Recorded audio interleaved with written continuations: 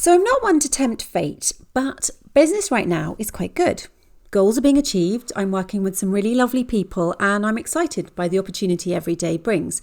Rewind 3.5 months ago and things were really not so good. I just had all my bookings and all my potential work cancelled pretty much overnight thanks to COVID-19. I was gutted, I was in tears, I felt like such a failure, frustrated, useless, unsure where to turn. Yesterday, my husband and I were debating this turnaround, and I can't quite put my finger on it, but I thought I'd kind of do a video blog to kind of work out why. Now, we both agreed quite early on that it wasn't due to my impressive business nows, and it was more than luck.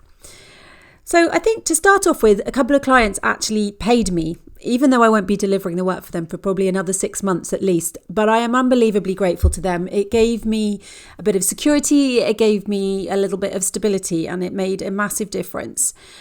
Then I think I've networked a lot in the last year or so, and I've found amazing support from a lovely group of business friends during COVID. I kept in touch with them. We've spoken to each other quite regularly, and it made me feel not so alone because we were all going through similar things. I've also kept busy here on social media every day. I had actually made posting on LinkedIn a key marketing strategy since January, and I've just kept that up really. And when I didn't want to talk about work, or I felt it wasn't appropriate to be marketing my business, I was writing more personal stuff like my lockdown diary, if any of you've read that.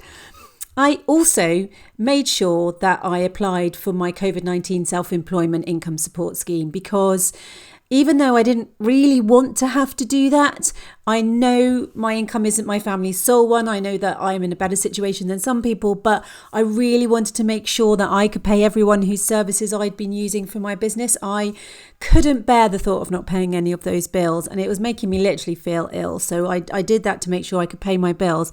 And I have, like many people, an amazing network of other business people, other small businesses who help and support me, things like bookkeeping, networking groups that I belong to, support with my website, business processes, all those kind of things where you pay people to help you, and there was no way I was not going to pay those invoices.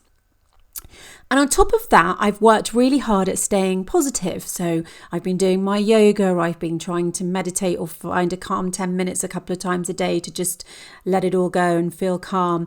And I'm also trying really hard at the end of every day just to think of one good thing that happened that day and mark it in my brain and feel positive.